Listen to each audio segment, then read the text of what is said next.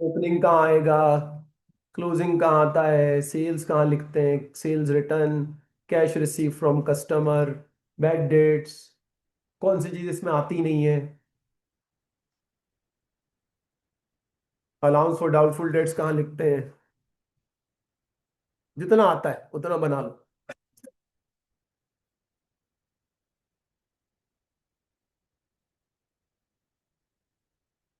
उसके बाद मैं बनाऊंगा ना, फिर चेक कर लेना क्या सही हुआ क्या गलत हुआ।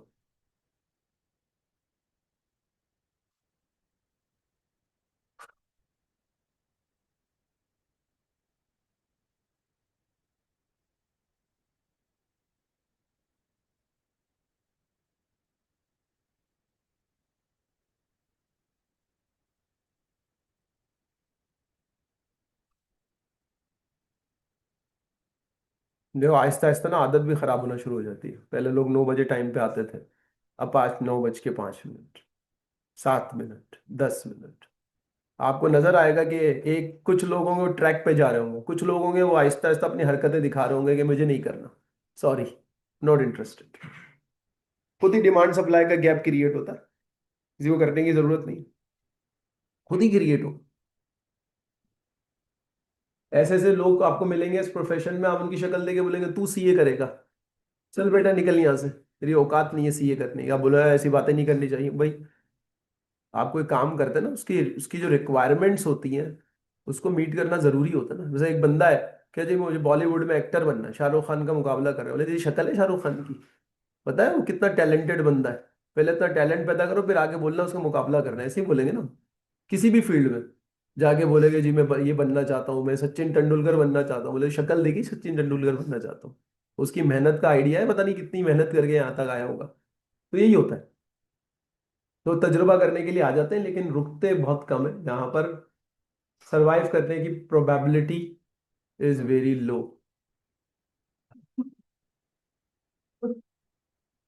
लेकिन जो कर लेते हैं वो निकल जाते हैं, जो नहीं कर पाते बेचारे वो रुक जाते हैं। हाँ जी, बना लिया सबने। चले, ये आपको हमेशा यहां नजर आएगा, ओपनिंग बैलेंस। वजह, क्या वजह? क्योंकि रिसीवेबल की नेचर क्या होती है, एसेट होती है। अब ये नहीं कहते इतने सारा पढ़ने के बाद कि जी पीछे सीएफ वहां होगा वो देखेंगे, उसके बाद बीएफ डिसाइड करेंगे कहाँ आएगा। एसेट का जब भी टी अकाउंट बनाया जाएगा उसका बीएफ हमेशा इधर ही आएगा, लाजमी है, कंपलसरी। अच्छा जी, क्रेडिट सेल्स यहां लिखी हुई होंगी, ठीक है, कौन सी? Credit, not cash sales. Cash sales तो इस अकाउंट में आती ही नहीं है। यहां क्यों लिखी हुई होगी, पीछे की डबल एंट्री याद होनी चाहिए आपको। रिसीवेबल डेबिट, रिसीवेबल का अकाउंट डेबिट, सेल्स का अकाउंट क्रेडिट। सेल्स रिटर्न यहां लिखा हुआ होगा, क्योंकि अगर सेल्स डेबिट साइड पर है तो रिटर्न डेबिट साइड पर आ ही नहीं सकता, ऑपोजिट साइड पे जाएगा। लाजमी सी बात है, दोनों सेम साइड पे नहीं आ सकती। अच्छा, अगर सेल्स रिसीवेबल के डेबिट साइड पे लिखी हुई है तो अपने अकाउंट में कहाँ लिखी हुई होगी, क्रेडिट साइड पे। सेल्स रिटर्न अगर यहाँ क्रेडिट है तो अपने अकाउंट में क्या होगी, यानी इसको देखकर मैं बाकी सारे अकाउंट्स की ट्रांजेक्शन भी निकाल सकता हूँ। Cash receive from customer, cash received from customer,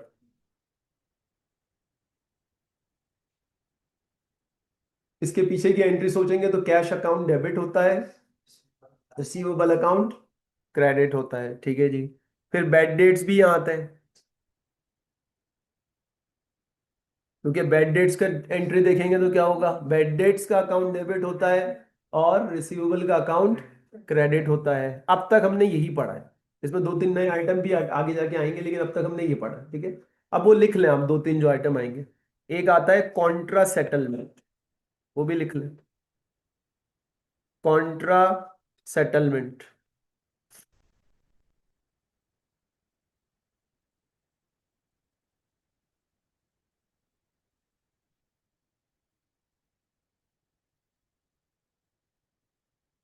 अभी फिलहाल बस इस पे गुजारा करते हैं। और जो क्लोजिंग बैलेंस आता है वो यहाँ आता है।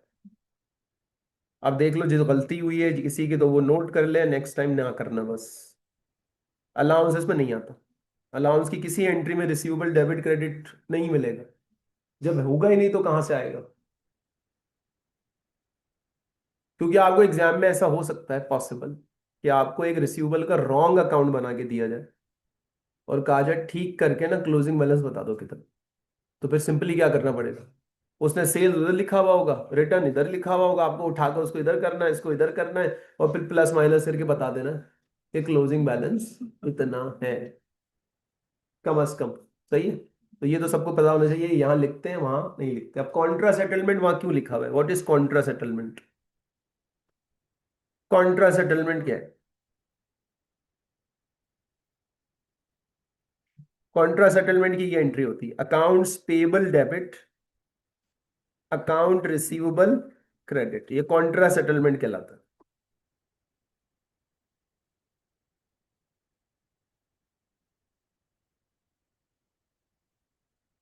पेबल का एक टॉपिक होता है, लेकिन वो टॉपिक हमारे सिलेबस में इंक्लूडेड नहीं है। पर जिस तरह हम रिसीवेबल पे बात कर रहे हैं, हम पेबल्स पे भी बात करते हैं।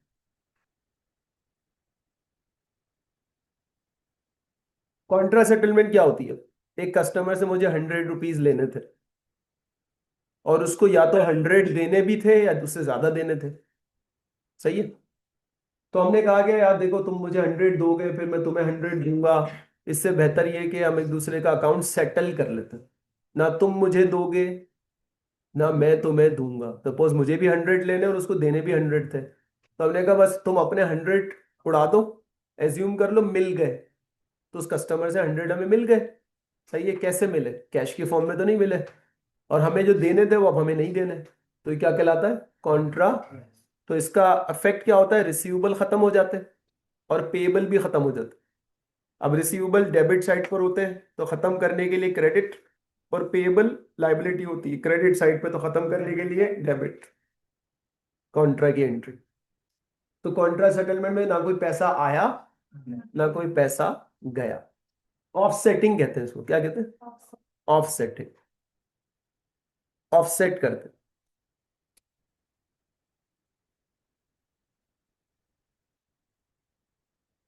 अच्छा, मैं तुम लोगों का एक ओपिनियन लेना चाह रहा हूँ। सर्वे पढ़ा है तुम लोग? स्टैट्स में तो सर्वे किया जाता है, क्वेश्चनर होते हैं, ऐसे नॉलेज के लिए शायद काम आए मे बी। अगर तुम लोगों को एक ऑप्शन दिया जाए कि भाई आपकी कुछ क्लासेस फिजिकल होंगी, कुछ क्लासेस आपकी ऑनलाइन लाइव होंगी, फिजिकल नहीं होंगी, टीचर कराची में बैठा होगा, आप यहाँ बैठे हुए होंगे, क्या ख्याल है? वन बाय वन चलते? वाई? अच्छा। अच्छा।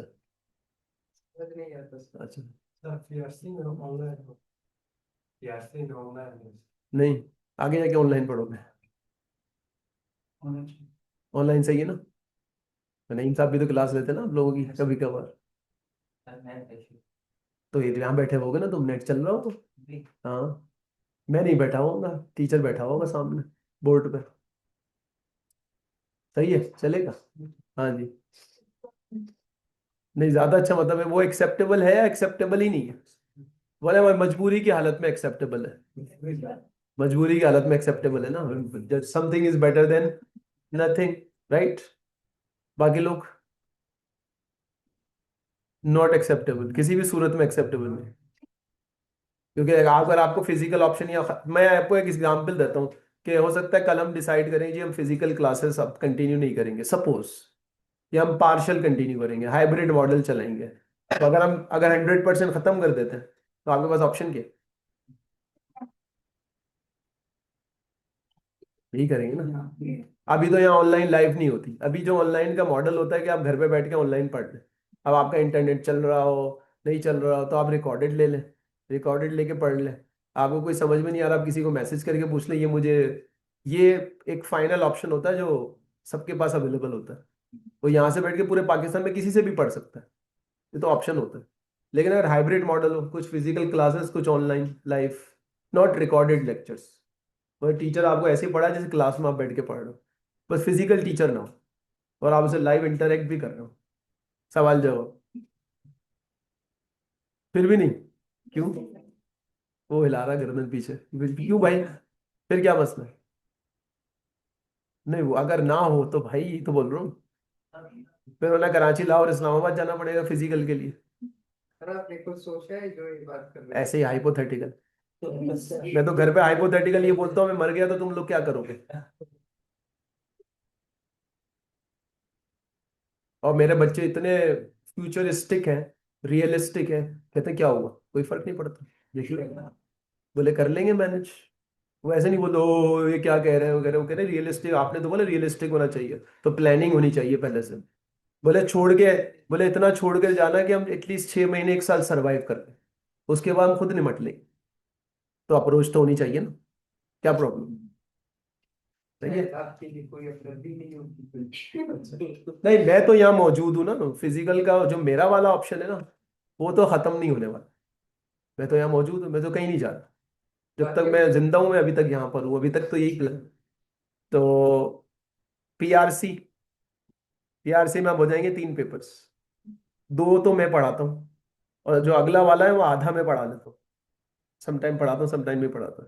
कैफ में 4 पेपर्स में पढ़ाता हूँ 8 में से। 8 में से 4 पेपर में पढ़ाता हूँ, FAR 1 पढ़ाता हूँ, FAR 2 पढ़ाता हूँ, MFA पढ़ाता हूँ, और कॉस्ट अकाउंटिंग पढ़ाता हूँ 4। और बाकी इक्का दुक्का आधा अधूरा पढ़ा, 4.5 समझ लें। 4.5 समझ लें, आउट ऑफ 8 आपको 4.5 का ऑप्शन तो मेरे पास मिलेगा, और इसमें से 2.5 का ऑप्शन या 2 का ऑप्शन आपके पास है, तो बाकी कोई बंदा कॉम्प्रोमाइज नहीं कर सकता।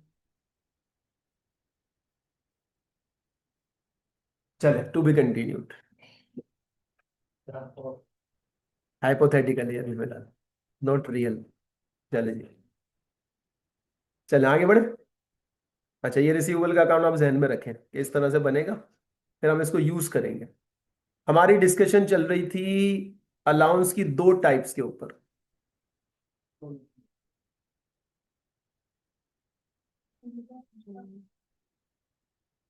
देखिए मैं ऑनलाइन के बिल्कुल भी खिलाफ नहीं हूं, बल्कि अगर आपको मैं इंफॉर्मेशन दूं कि प्रोफेशनल क्वालिफिकेशन में CA CCA में सबसे पहले ऑनलाइन पढ़ाने वालों की लिस्ट बनाई जाएगी ना, तो टॉप 3 में मेरा ही नाम आएगा। ये सब तो अभी जागे हैं, अलहम ताबानीज कोविड के बाद इनको तो पता भी नहीं था जूम होती, जूम किस बला का नाम है, और हम पहले से इस्तेमाल कर रहे होते थे। इनको मैंने बताया है कुछ को, तो कह रहे सर ये जूम में ये यहाँ से क्या करते हैं, ये यहाँ से साइन आउट कैसे करते हैं, ये भी हमने सिखाया है इनको। ठीक है। लेकिन आज ऑनलाइन एक रियलिटी है, उसको आप ये नहीं कर सकते यार बुरा होता है ऐसा होता है, पूरी दुनिया पढ़ती। मेरे बच्चों ने O लेवल्स सारा ऑनलाइन पढ़ा हुआ है। वो 8वीं क्लास के बाद स्कूल की शक्ल नहीं देखी उन्होंने। ग्रेड्स भी अच्छे हैं, सब कुछ अच्छा है। तो ये नहीं है पढ़ नहीं सकते आप, लेकिन उस पढ़ने के लिए थोड़ा सा आपके अंदर ये होना चाहिए कि मुझे पढ़ना है। डिस्ट्रैक्शन तो होती है, एक टैब यहाँ खोला हुआ है दूसरा टैब वहां खोला हुआ है। सही है, टीचर पढ़ा रहा है, आपने वो टैब खोल के आप गाने सुन रहे हो। जब टीचर कुछ बोलता है वो म्यूट करके आओ, हाँ जी सर, हाँ हाँ हाँ आवाज आ रही है।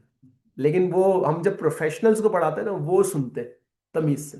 लेकिन उसमें क्या होता है, कहते हैं आप रिकॉर्डेड देंगे। मैंने कहा जी देंगे। बोला सर आज मैं नहीं ले सकता, सर मैं आज ऑफिस में हूँ, मैं यूं हूँ मैं हूँ, वो आते ही नहीं है। वो लाइव ऑनलाइन में आने के बजाय उसको टेकन फॉर ग्रांटेड लेते हैं। अब यहाँ है जैसे फॉर एग्जाम्पल मैं कहूँ जी कोई रिकॉर्डिंग नहीं दूंगा, सारे पहुंचे हुए होंगे, ऐसा ही है। लेकिन जब आपको लाइव ऑप्शन मिल जाएगा ना, एक दिन आपकी तबीयत 19-20 होगी, आज मैं घर से बैठ के ले लेता हूँ, इंटरनेट ये चलेगा चलो मैं रिकॉर्डिंग ले लेता हूँ। वहां आपकी कमिटमेंट आगे पीछे होना शुरू हो जाती है, और वही चीज आगे जाके फेलियर का सबब बनेगी। 2 number, 3 number, 4 number, 5 number. Forties में मेजोरिटी ऑफ बच्चा फोर्टीज में फेल होता है। मेजोरिटी बच्चा फोर्टीज में फेल होता है। फोर्टीज में फेल होने का मतलब क्या होता है, इक्का दुक्का 3-4 नंबर की वजह से बंदे के 3-4 महीने जाया हो जाते हैं। वो होता है मिस कमिटमेंट की वजह से ना। आपने अगर ऑनलाइन भी पढ़ना है ना, फिर पढ़ना कैसा है कि अगर ऑनलाइन भी टीचर पढ़ा रहा तो यहाँ बैठे हुए हो आप उस टाइम के ऊपर।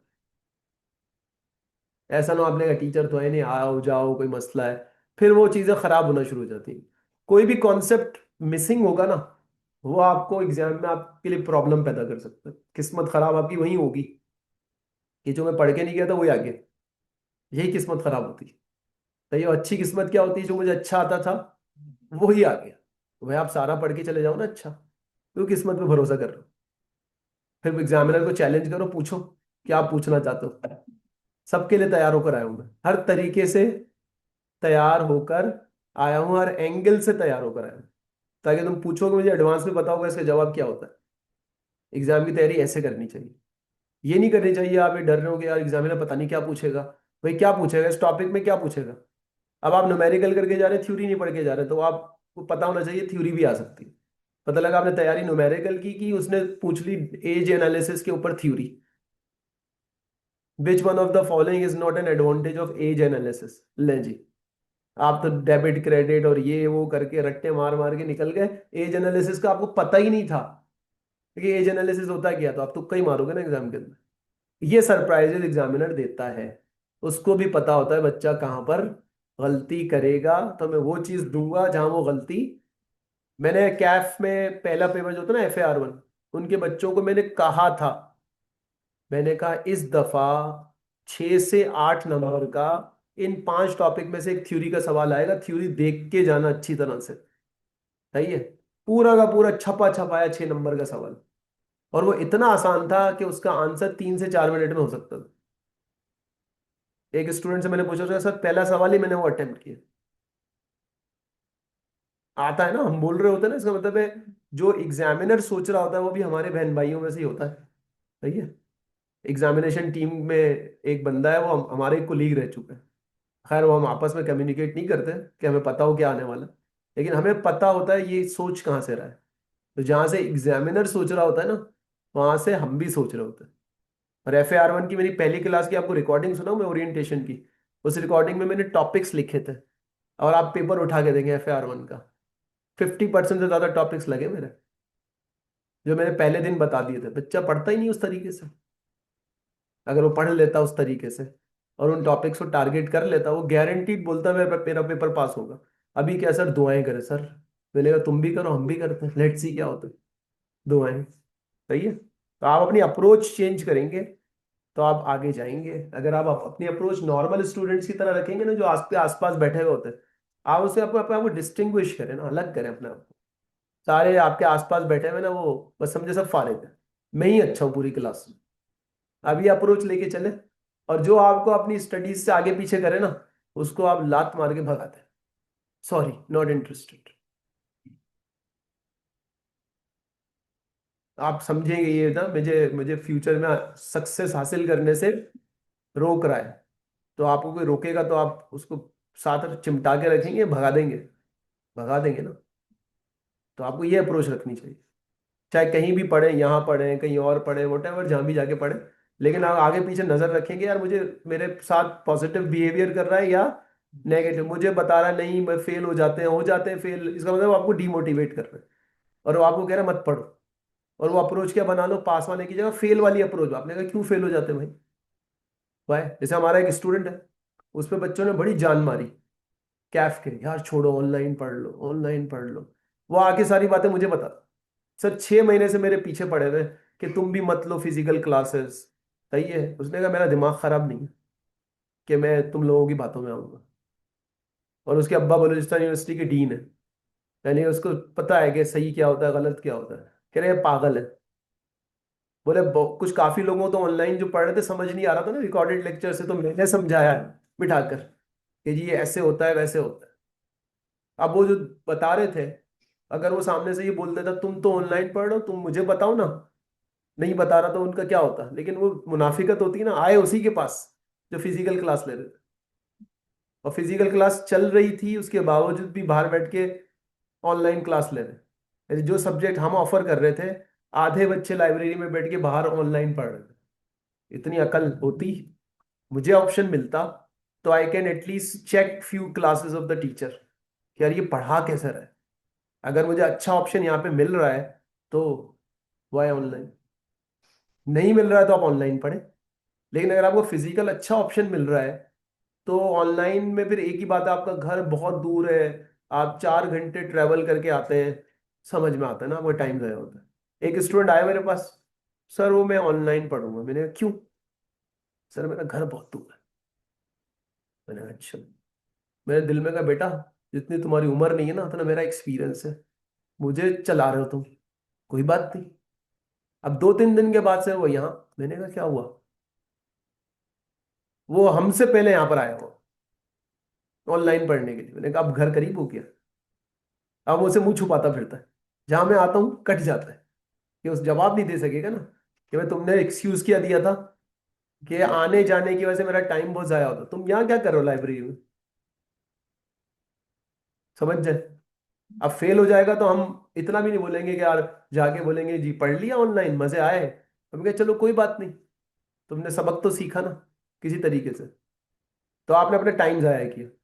आप 6 महीने लेट हो गए, 1 साल लेट हो गए, तो आपको पता नहीं है कि आपके साथ क्या हो सकता है फ्यूचर में। फ्यूचर बहुत तब्दील हो रहा है, राइट।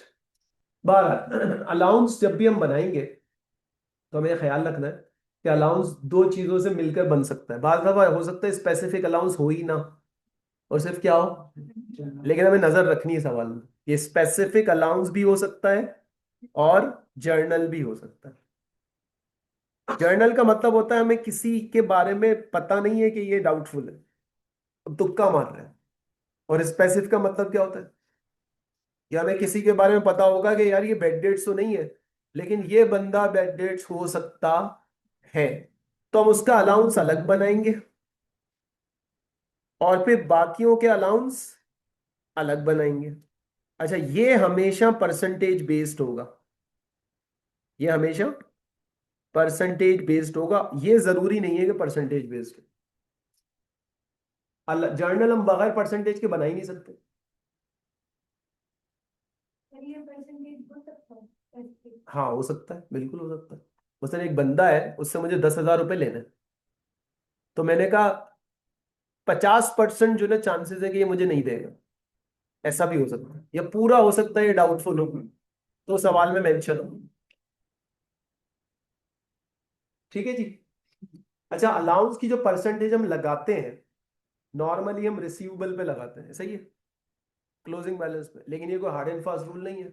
कुछ लोग सेल्स के ऊपर भी लगाते हैं कि जी सेल्स का 1% क्या होगा, डाउटफुल डेट्स होंगे। तो लगाने का जो स्टैंडर्ड तरीका है वो तो रिसीवेबल के ऊपर है, लेकिन सवाल में आपको वो किसी के ऊपर भी परसेंटेज दे सकता है, तो हमें क्या फर्क पड़ता है, हमें तो अमाउंट निकालना है ना।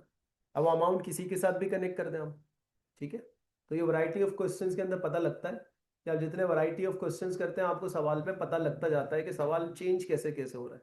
कभी वो पूछता है प्रॉफिट एंड लॉस का एक्सपेंस बता दो, कभी पूछता है बैलेंस शीट का रिसीवेबल बता दो, कभी पूछता है क्लोजिंग बैलेंस बता दो। तो बाज दफा उसने ओपनिंग पूछ लिया, तो आप जैसे ये अकाउंट बनाया था ना, ये अकाउंट, ये पूछ लूंगा आधी आवाम फंस जाएगी, कहेगी ये क्या बात हुई, हमने तो प्रैक्टिस ही नहीं की, हमें तो ओपनिंग दिया हुआ होता था, हम ये डेबिट करते थे वो क्रेडिट करते थे प्लस माइनस करके, अब क्या करें।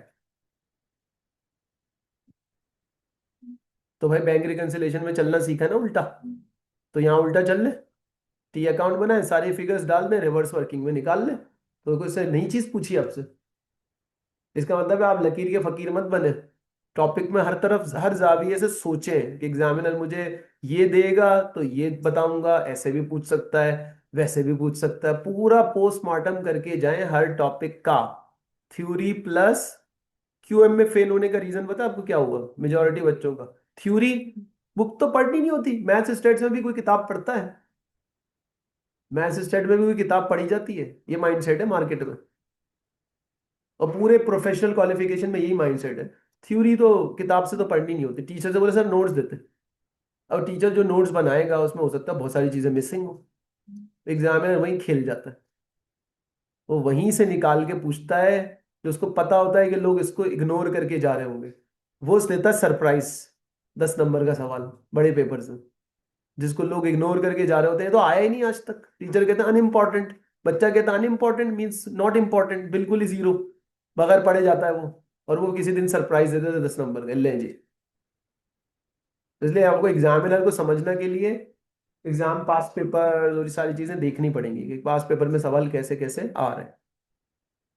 ठीक है जी, ये मैंने बता दिया था कि दो अलाउंस हम बनाएंगे। जैसे हमने ये अलाउंस बनाया कितना, 10,000, ये अलाउंस कितना बनाया, 5,000, अब हमारा टोटल अलाउंस कितना होगा, 15,000, ये हमारा क्लोजिंग बैलेंस बनेगा ना। तो क्या अलाउंस हम साल के एंड में मेंटेन करते हैं, पहले साल का एंड का निकालते हैं, फिर ओपनिंग क्लोजिंग को कंपेयर करके क्या निकालते हैं, इंक्रीज निकालते हैं या डिक्रीज निकालते हैं। अगर कोई पूछे तुम लोगों से कि इसके पीछे लॉजिक क्या है कि एक चीज हुई नहीं है, आपने पहले से रिकॉर्ड किया हुआ है, तो आप कहेंगे इसके पीछे अकाउंटिंग, हमने अकाउंटिंग कॉन्सेप्ट्स नहीं पढ़े अभी ना, आप एडवांस में बता रहा हूँ, ये नाम याद रख लें हम। आप कहेंगे उसके पीछे एक अकाउंटिंग कॉन्सेप्ट है, उसका नाम है प्रूडेंस कॉन्सेप्ट। थ्योरी में आ सकता है, आपको आगे एक्सप्लेन करूंगा प्रूडेंस कॉन्सेप्ट क्या है। पूछे ना भाई क्यों कर रहे हो ऐसा, ये तो हुआ ही नहीं अभी। जैसे हमने सेपरेट एंटिटी कॉन्सेप्ट पढ़ा था पहले 3 चैप्टर में, कि ऑनर और बिजनेस क्या होता है, इस तरह 20-25 कॉन्सेप्ट्स बनेंगे जिसके बुनियाद पर अकाउंटिंग की जाती है। जैसे एक कॉन्सेप्ट क्या है, कि जो चीज अभी हुई नहीं है, एंटिसिपेटेड है। जैसे मुझे पता है कि मेरे वेयर हाउस में, गोडाउन में इन्वेंट्री रखी हुई होती है ना, माल रखा हुआ होता है, वो अक्सर 5-10% जाया हो जाता है, चूहे खा जाते हैं, ये खा जाते हैं। वो तो वो लॉस मैंने पहले से सोचा हुआ है। ये जो पहले से सोच के रिकॉर्ड करने वाला एलिमेंट होता है ना, ये किस कॉन्सेप्ट के तहत रिकॉर्ड होता है, तो हम कहेंगे, क्या नाम देंगे, प्रूडेंस कॉन्सेप्ट। प्रूडेंस पता है किसको कहते हैं, होशियारी। पहले से ही काम में, अभी आपको जो नसीहतें मार रहा था ना एग्जामिनर की, वो प्रूडेंस ही बता रहा था आपको, कि आप प्रूडेंट रहे, होशियार रहे, होशियार। सही है। चले, अब आ जाते हैं हम सवालात के ऊपर।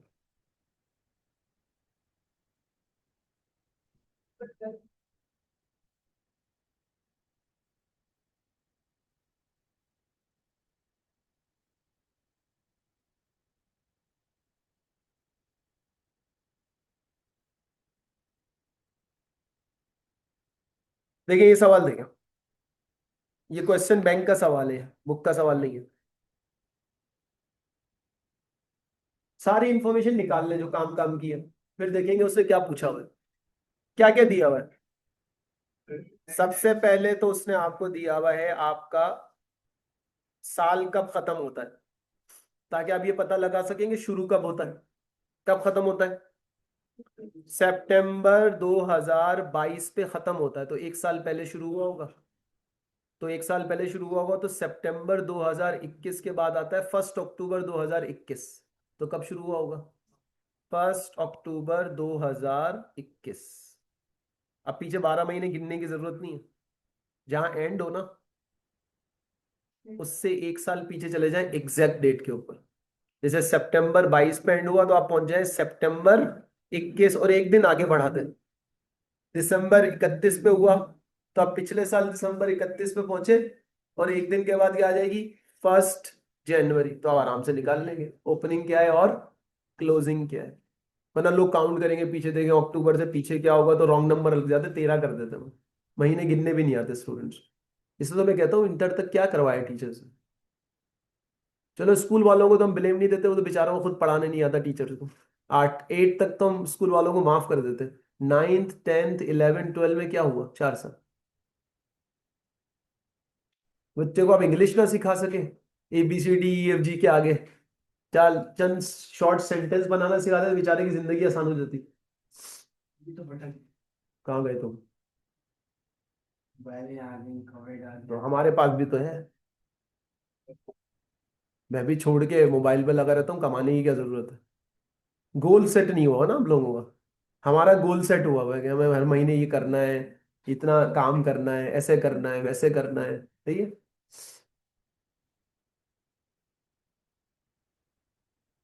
अच्छा जी, जैसे मैंने बताया था कि मेरी एक अप्रोच है, जैसे एक सब्जेक्ट है लॉ का, जो कि मैं नॉर्मली नहीं पढ़ाता, ओकेजनली पढ़ाता हूँ। सही है? और मौका देता हूँ दूसरे टीचर्स को कि आप पढ़ा लें। जैसे मैं स्टैट्स पढ़ाता हूँ, मैंने अपने बच्चों को स्टैट्स पढ़ाता हूँ, मेरे बच्चों ने स्टैट्स सारी मुझसे पढ़ी हुई, तो मैं नहीं पढ़ाता, ओकेजनली जहां मुझे जरूरत होती है। यहाँ नहीं पढ़ाता, ACC में पढ़ाता हूँ, कहीं और पढ़ाता हूँ। अब मुझे लॉ की शायद जरूरत पड़े कैफ के अंदर ना, तो मेरा पहला लॉ का जो लेक्चर होगा ना, मैं बोलूंगा आज जो लॉ पढ़ा रहा है उनको, बेटा आ जाओ बैठो क्लास में, पढ़ाता हूँ लॉ कैसे पढ़ाते हैं। तो मुझे पता है ना मुझे काम करना है, तो मैं उसके पीछे एफर्ट करूंगा। सही है। एफर्ट करके अपना लेक्चर वेक्चर तैयार करके, तो मैं आपको अभी आधे घंटे में लॉ की ऐसी नो हाउ सिखाता हूँ, आप कहेंगे यार लॉ इंटरेस्टिंग सब्जेक्ट है। तो आप कोई भी सब्जेक्ट पढ़ा सकते हैं ना, जब आपने पढ़ा हुआ है तो पढ़ा सकते हैं, आपको टीचिंग करना आनी चाहिए। टीचर कुछ भी पढ़ा सकता है।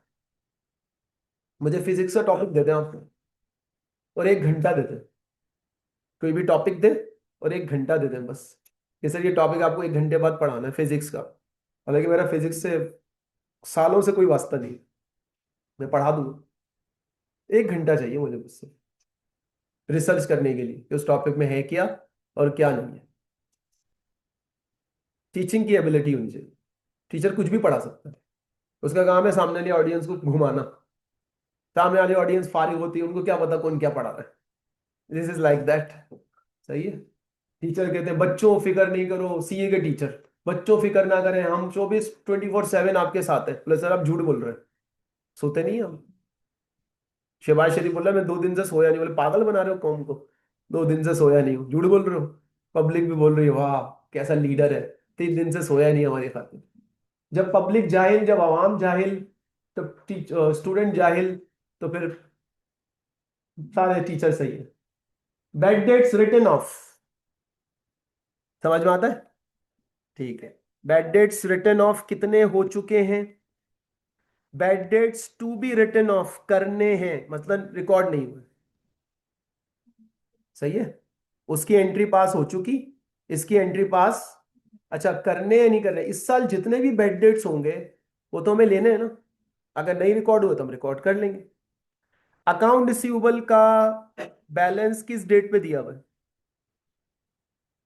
ये बैलेंस देखना बहुत जरूरी होता है, किस डेट पे दिया हुआ है, क्लोजिंग पे दिया हुआ है, ओपनिंग पे दिया हुआ है? क्लोजिंग पे दिया हुआ है। ठीक है। स्पेसिफिक अलाउंस कितना बनाना है? 15,000, ये निकाल के दिया हुआ है। जर्नल कितना बनाना है?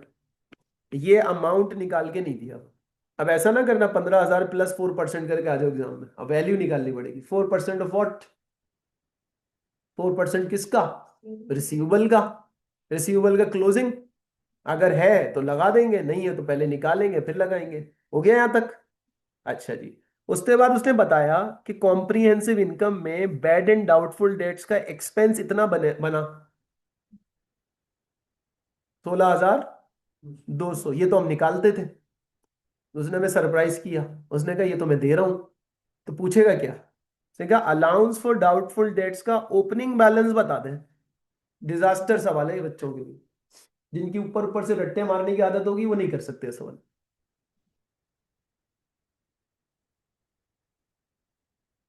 आप सोचें कि पूछा क्या है। ओपनिंग, ठीक है। अच्छा हम ओपनिंग क्लोजिंग मिलता है तो इंक्रीज डिक्रीज निकालते हैं, ऐसा ही है? यस। मैं आपको एक टेक्निक बता रहा हूँ सवाल पकड़ने की। देखें सवाल पकड़ने की टेक्निक बता रहा हूं। हमने कहा जी ब्रॉड फॉरवर्ड अगर मेरे पास होता और क्लोजिंग बैलेंस अलाउंस का होता तो इसका डिफरेंस निकालता। वो डिफरेंस या तो इंक्रीज होता या डिक्रीज होता। सही है। ये 3 चीजें होती है ना। तो अगर मुझे ये मिल जाए, अगर मुझे ये मिल जाए तो मैं ये निकाल सकता हूँ। इसका मतलब है ऐसे ही सॉल्व होगा कि मुझे क्या चाहिए, इंक्रीज या डिक्रीज पता होना चाहिए, क्लोजिंग बैलेंस पता होना चाहिए, तो मैं ओपनिंग निकाल लूंगा। ऐसे ही है। अब मैं काम करना शुरू करूंगा कि क्या मैं क्लोजिंग निकाल सकता हूँ। इतना डेटा दिया भाई, मैं क्लोजिंग निकाल सकता हूँ, क्लोजिंग अलाउंस निकाल सकता हूँ। स्पेसिफिक दिया हुआ है 15,000, जर्नल कितना दिया हुआ है 4%। चलो निकाल लेते हैं। सीएफ अलाउंस का निकालते हैं। स्पेसिफिक कितना है? 15,000। जर्नल कितना है? 4%। किसका 4%? 4% किसका? 3,25,000 का 4% रिसीवेबल का। अब यहां पर एक एक लम्हे के लिए ना ब्रेक मारे, एक लम्हे के लिए ब्रेक मारे और सोचे क्या जो रिसीवेबल दिए हुए हैं 3,25,000 के, उसमें से बेड डेट्स तो माइनस नहीं करने। या आप हमेशा सोचेंगे जब आप कंफर्म कर लेंगे नहीं करने तो परसेंटेज लगाना, अगर आपको लगता नहीं माइनस करने हैं तो पहले माइनस कर। अब आप सोचो करने। क्योंकि ऊपर लिखा हुआ है एक बैड डेट्स तो राइट ऑफ हो चुके हैं, उसकी एंट्री तो पास हो गई, लेकिन दूसरे वाले उसकी तो एंट्री पास नहीं हुई। इसका मतलब ये रिसीवेबल में अभी गड़बड़ है, इसको ठीक करना पड़ेगा। तो पहले रिसीवेबल को ठीक करें। रिसीवेबल थे हमारे 3,25,000 के, सही है। बैड डेट्स की एंट्री पास करेंगे, बैड डेट्स इसमें से माइनस कर दिया, तो रिसीवेबल कितने हो गए?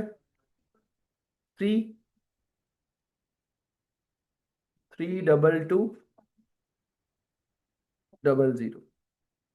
3,22,500, ये बैड डेट्स हमने इसमें से माइनस कर दिए। अब 4% इस पे लगाओ, 3,22,500, 12,900। 12,900। अब इन दोनों को जमा कर लो, 27,900। यहां तक कॉपी करो। क्या आया हमारे पास? ऐसा सवाल एग्जाम में अटेम्प्ट ही नहीं करना चाहिए, छोड़ देना चाहिए। ये आराम से 4-5 मिनट निकाल देगा, उसको स्किप कर देना चाहिए आखिर में। टाइम बचे तो करे, नहीं टाइम बचे तो तुक्का मार के पेपर खत्म कर दे। एग्जाम में अप्रोच क्या होती है? टाइम का बहुत बड़ा चक्कर होता है। जो सवाल इजी आ रहे हैं वो पहले करें, जो सवाल मुश्किल है वो आखिर में करें। क्योंकि सवाल में बहुत सारी चीजें मिक्सअप करके दी हुई है, 2 नंबर का सवाल लग भी नहीं रहा कहीं से कि किसी ने 2 नंबर का सवाल बनाने की कोशिश की है, लेकिन बाद दफा ऐसे सब सवाल आ जाते हैं। लेकिन ये एग्जाम क्वेश्चन नहीं है, ये प्रैक्टिस क्वेश्चन है।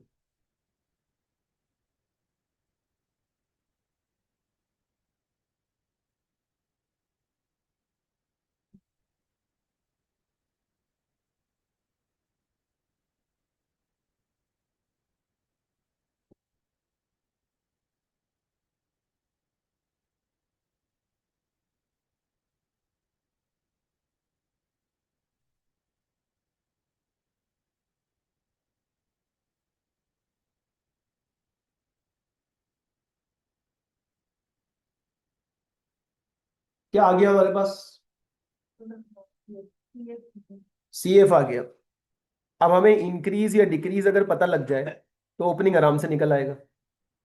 उसके लिए हमें क्या देखना है?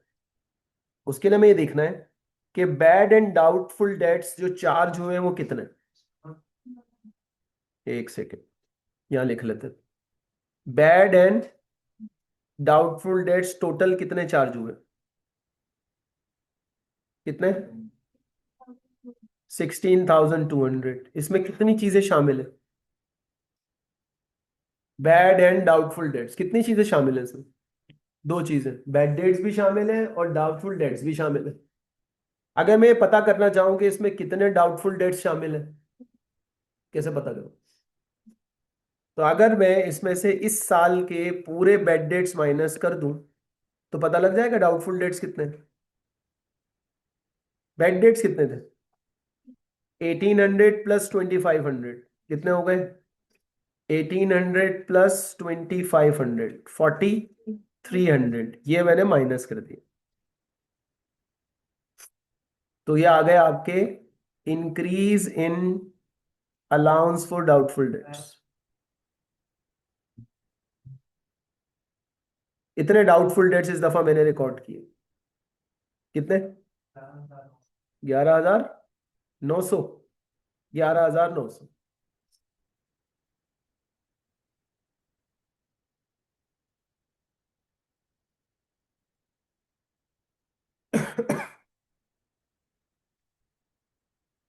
अच्छा, मुझे कैसे पता लगा कि ये जो है इंक्रीज है?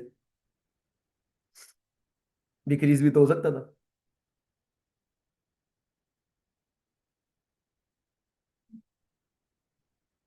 How do I know?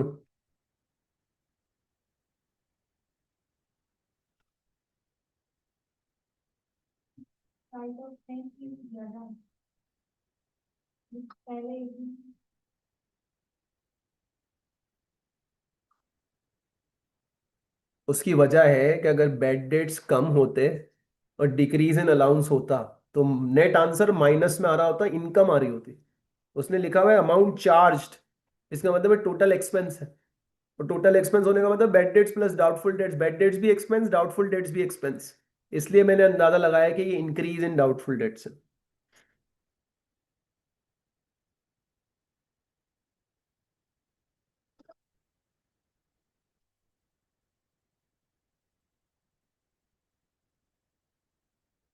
ठीक है, कितने आ गए? 11,900।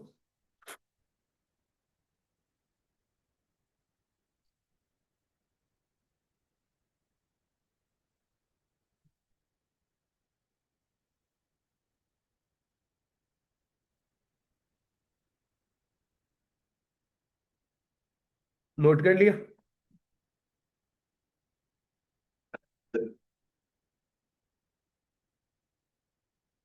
अब देखिए हमारे पास क्या क्या चीजें आ गई। हमारे पास क्लोजिंग आ गया, क्लोजिंग अलाउंस आ गया। वो कितना था? 27,900। ये आ गया हमारे पास। हमारे पास इंक्रीज इन अलाउंस आ गया, इंक्रीज इन अलाउंस आ गया 11,900।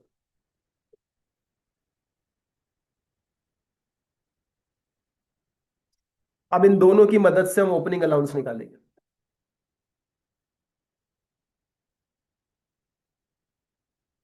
ओपनिंग अलाउंस,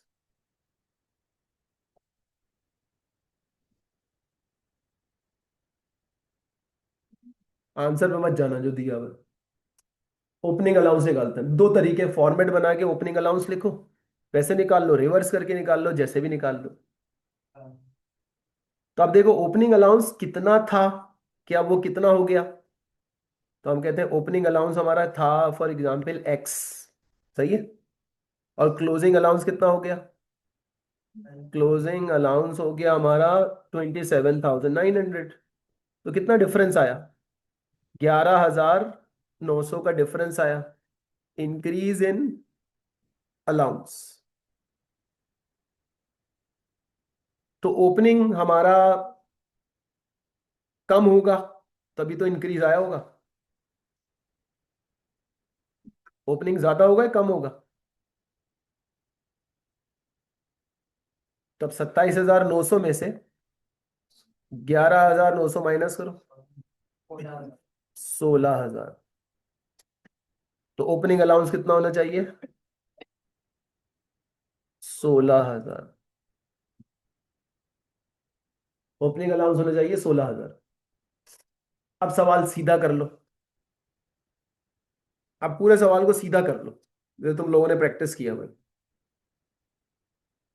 पिछले वालों की।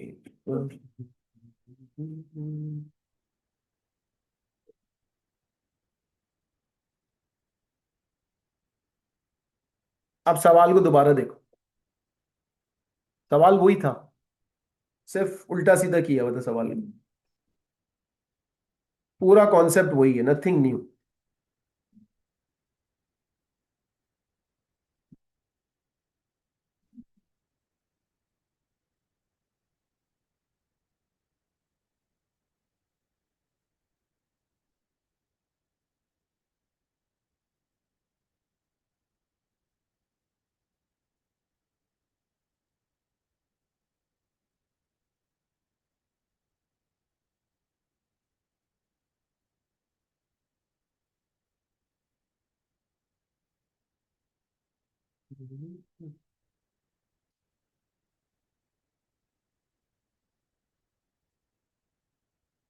अच्छा, हमने क्या कैसे सॉल्व किया? हमने पहले हमने क्या निकाला, फिर क्या निकाला, फिर क्या निकाला? पहले हमने क्लोजिंग अलाउंस निकाला, फिर हमने इंक्रीज या सॉरी, इंक्रीज या डिक्रीज निकाला, और फिर हमने उसके जरिए निकाला, ठीक है।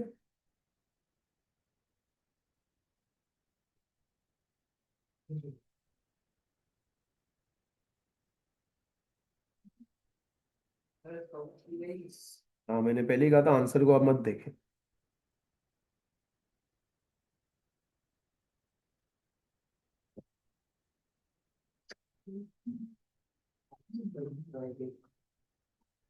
पहले सवाल तो देख लो,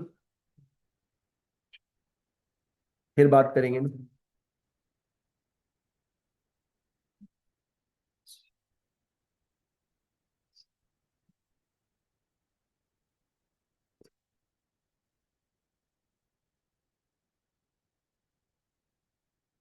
फिर चेक कर लेते हैं, हो सकता है कोई गलती हो कैलकुलेशन पे। हम अपनी कैलकुलेशन चेक करेंगे, फिर आंसर को बात करेंगे, आंसर सही है गलत है।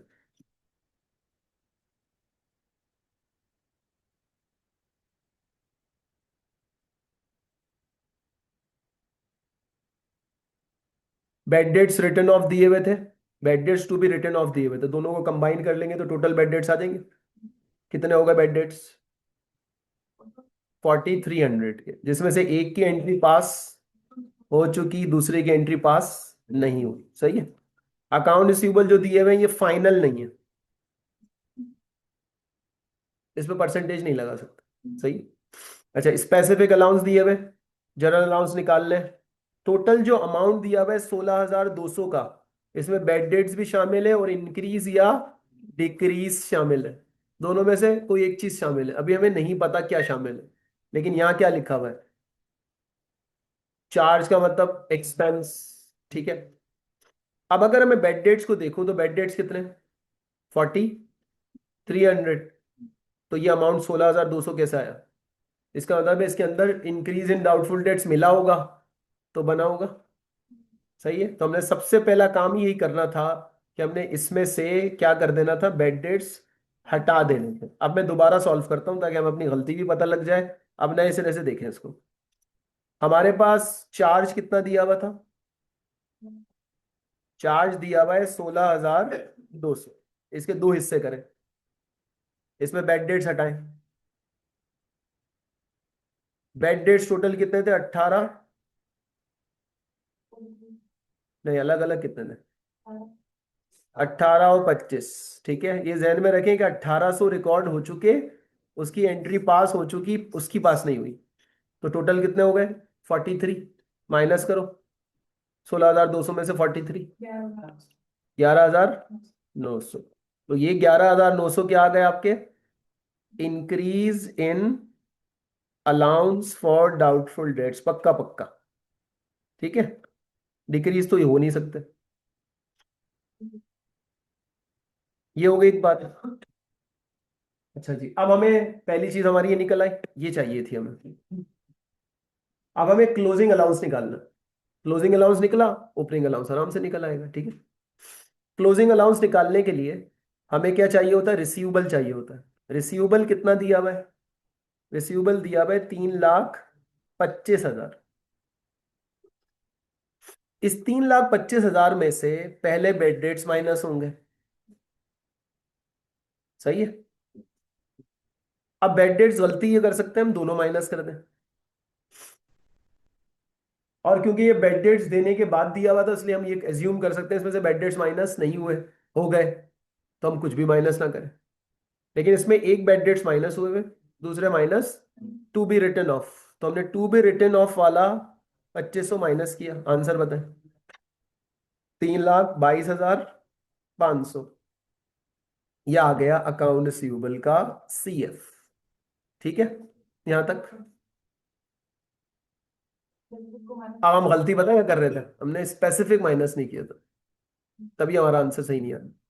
पहले स्पेसिफिक माइनस करते हैं, क्योंकि आप जर्नल की परसेंटेज किस पे लगाओगे? क्या ऑर्डर बताया था मैंने? कि पहले बेड डेट्स माइनस करेंगे, उसके बाद स्पेसिफिक माइनस करेंगे, उसके बाद जो वैल्यू आएगी उस पे जर्नल की परसेंटेज लगाएंगे। बताएं। अकाउंट रिसीवेबल आफ्टर स्पेसिफिक, तो ये कितनी हो गई? स्पेसिफिक अलाउंस को साइड में रखें, स्पेसिफिक को साइड में रख दें, ये बनाना है 3,07,000। आप जर्नल निकालो। जर्नल कितना है? 4 था। 4%। 4% निकालो जर्नल का।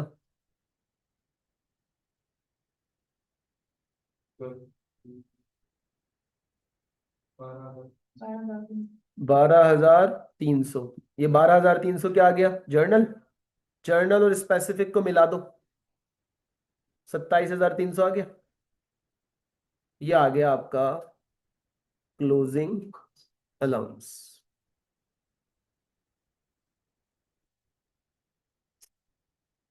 ओपनिंग दिया हुआ होता है, क्लोजिंग हम निकालते हैं तो डिफरेंस आ जाता है। क्लोजिंग दिया हुआ है, डिफरेंस हमें दिया हुआ है, तो हम ओपनिंग निकाल सकते हैं।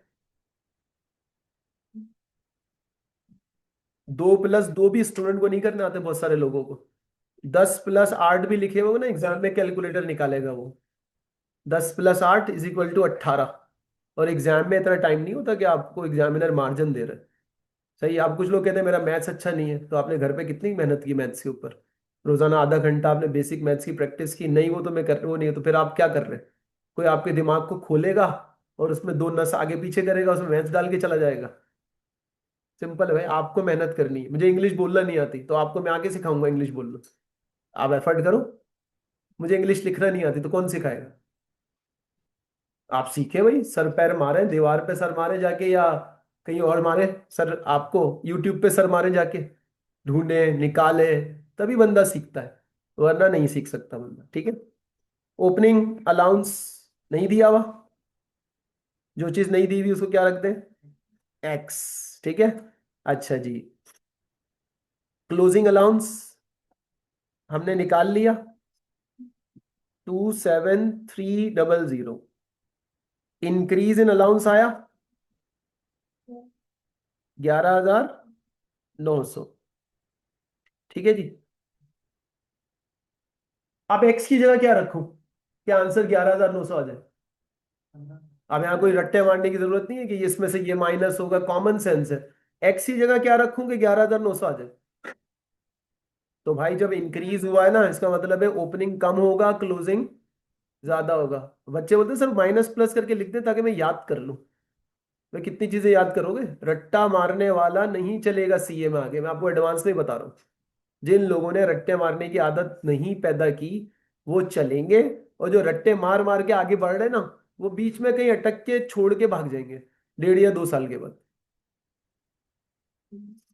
और मेरा बड़ा ऑनेस्ट मशवरा होता है, अगर आप 2 साल के बाद आपने सीए छोड़ा, उससे बेहतर ये था कि आप जिना टाउन में एक फोटो स्टेट मशीन लगा लेते, 5 स्कूल के सामने, और किसी से बोलते यार फोटो स्टेट की मशीन खरीद के दे दो, और मैं तुम्हें हर महीने इतने पैसे दूंगा। ये लीज पे ले लेते हैं, या उधार पे ले लेते हैं, बैंक डिपॉजिट पे कहीं से भी ले लेते हैं, और फोटो स्टेट करना सीख जाते हैं। आधे घंटे में सीख जाता है बंदा फोटो स्टेट करना। हार्डली आधा घंटा, मुझे भी आती है फोटो स्टेट कैसे करते हैं। हमारे पियोन करते थे, मैंने कहा जरा सिखाना कैसे करते हैं। उसने कहा सर यहाँ कॉपी रखते हैं, वहां कॉपी रखते हैं। सही है। सीख गया फोटो स्टेट करना। कौन सा रॉकेट साइंस है फोटो स्टेट करना? अब आप 5 स्कूल के सामने एक अच्छी सी दुकान खोल के बैठ जाए, और यही 2 साल वहां लगा दे, आपकी 5 दुकानें होंगी पूरे कोयटा के अंदर अगले 1.5 साल के अंदर। और आप बिजनेसमैन बन के घूम रहे होंगे इधर उधर करके। और चार्टर्ड अकाउंटेंट दोस्त मिलेगा, बोले कैफ के 2 पेपर रुके हुए, यहाँ घूम रहा हूँ। अच्छा, घूमता रहे सारी जिंदगी। है, डिसीजन तो आपके हाथ में होता है। मैं आपकी इसकी जबरदस्त एग्जांपल दूं। हमारे इस प्रोफेशन में 2-3 भाई थे जो कि स्टेशनरी की दुकान चलाते थे, फोटो कॉपी, किताबें। तो ये दो दो भाई थे, 2 या 3, दो तो मैं जानता हूँ। दो अलग अलग अलग काम करते थे, पहले साथ काम करते थे, बाद में डिसएसोसिएट हुए, अलग अलग काम करते थे। और वो छोटे मोटे काम करते थे, कोई बहुत बड़े बड़े काम नहीं करते थे, छोटे मोटे दुकान खोली हुई है, स्टेशनरी है, फोटो कॉपी हो रही है, सब कुछ चल रहा है। उस बंदे की ना अचानक से ऐसी काया पलटी, अब, कि वो बंदा बड़े बड़े काम कर रहा है। हर 3 महीने बाद कभी टर्की जा रहा है, तो कभी यहाँ जा रहा है। मैंने कहा इसके साथ क्या हुआ यार ये? और उसके बड़े बड़े स्कूल्स के साथ ना कॉन्ट्रैक्ट्स, किताबें छपवानी है हमसे छपवाएं, प्रिंट करवाना है हमसे करवाएं। सही है। मशीनें लगी हुई है 25-25। मैंने कहा ये क्या हुआ यार? Then I came to know that कि उसका एक बेटा था, वो बड़ा इंटेलिजेंट था, उसने अब्बा को सिखाया अब्बा काम कैसे करते हैं, डिजिटल काम कैसे करते हैं। ये तो आपसे यहाँ फोटो कॉपी कर रहे हो, हम तो किताबें भी पब्लिश कर सकते हैं, बुक भी प्रिंट करवा सकते हैं, की चेन भी प्रिंट करवा सकते हैं। तो अब उसने फिर आगे रास्ते बनाना, उसके कॉन्टेक्स्ट तो थे स्कूल्स में जाके, जी हम ये पब्लिश करते हैं, टीचर्स के साथ हेलो हाय करना शुरू की, बातचीत। हमारे पास भी है सर, कोई काम हो तो बताना, बुक्स पब्लिश करवानी हो तो बताना। आज उस बंदे की, आप जाएंगे ना, काया पलट चुकी है। उसके बेटे ने उसकी तकदीर बना दी। बाप को काम करना सिखाया बेटे ने कि अब्बा आप आउटडेटेड है, ऐसे काम नहीं करते, काम ऐसे करते हैं। तो ये वाली कहानी है। अगर आपको पैसा कमाने का गोल है ना, तो पढ़ पढ़ लिख के पैसा नहीं कमा सकते आप। पैसा कमाना के 50,000 तरीके होते हैं। लेकिन आप टाइम जाया ना करें ना अपना किसी भी चीज में। जिस चीज में आपको नहीं आ समझ में आ रहा, छोड़े और वो काम करना छोड़ के दूसरा काम स्टार्ट करें। वरना आपको फिर सारी जिंदगी लिविंग स्टैंडर्ड आपका कैसा रहेगा? Poor leaving standard. आप दूसरों के आईफोन को देख के हसरत ही करते रहेंगे, यार दिखाना जरा कैसा है। हाथ में लेके कुछ बोलते यार मोबाइल तो तुम्हारा बड़ा जबरदस्त है यार, वाह, काश। बददुआएं लगा रहा होगा, नजर लगा रहा होगा, मतलब अगले दिन ही गिर गया, हाथ से टूट गया। ठीक है जी, सही है। अब चेक करें आंसर आ रहा है क्या आया, एक्स क्या आया? 15,400। This is the answer. ऐसे सवाल आने के कम चांसेस होते हैं। इतना लंबा वर्किंग करने वाला सवाल नॉर्मली आई कैप के उसमें आपको नजर नहीं आएगा। 2 नंबर के लिए प्रैक्टिस के लिए अच्छा सवाल है, जिसने आपको ये सिखा दिया कि ओपनिंग कैसे है। आप 3-4 मरतबा घर पे जाके उसे अच्छी तरह से खुद से करने की कोशिश करोगे तो ऐसे सवालों का आइडिया हो जाएगा, फ्यूचर में नहीं फंसोगे।